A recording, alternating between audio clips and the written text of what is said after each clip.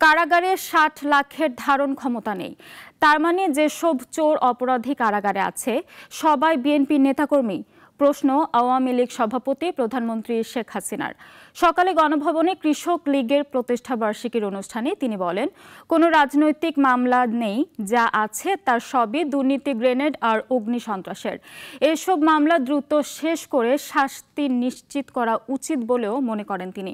আব্দুল্লাহ শাফির প্রতিবেদন। বঙ্গবন্ধুর হাতে গড়া সংগঠন কৃষক লীগের ৫২তম প্রতিষ্ঠা বার্ষিকী। সকালে গণভবনে আসেন সংগঠনের কেন্দ্রীয় কমিটির নেতারা। প্রধানমন্ত্রী শেখ হাসিনাকে ফুল দিয়ে অভিনন্দন জানান, করেন শুভেচ্ছা বিনিময় ও ফটো সেশন।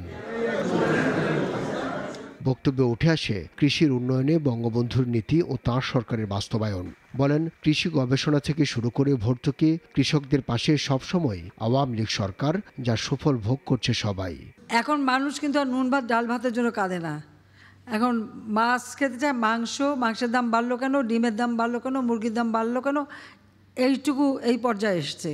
তো আমি মনে করি যে যারা নুন ভাত জোগাড় করতে পারতো না, বা তারা এখন মাছ, মাংস, ডিম, মুরগির কথা যে বলে, এটাও তো একটা উন্নয়ন, কত ধাপ মানুষ উপরে উঠে গেছে, সেটাই হলো বাস্তবতা।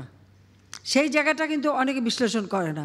আওয়ামী লীগ সভাপতি কথা বলেন বিএনপির ৬০ লাখ নেতাকর্মী কারাগারে থাকার দাবি প্রসঙ্গেও। ফারাক তুলে ধরেন বিএনপি সরকার ও বর্তমান সময়ের নির্যাতনের চিত্র। তবে এই মামলাগুলো আরও দ্রুত শেষ করে এগুলির শাস্তিগুলি আরও দিয়ে দেওয়া উচিত, তাহলে এই কান্নাকাটি কমতে পারবে। যে তারা যে হারে বললো তাদের ৬০ লক্ষ লোক নাকি গ্রেপ্তার, তো ঠিক ৬০ লক্ষ তো আমাদের ধারণ ক্ষমতাও নেই জেলে।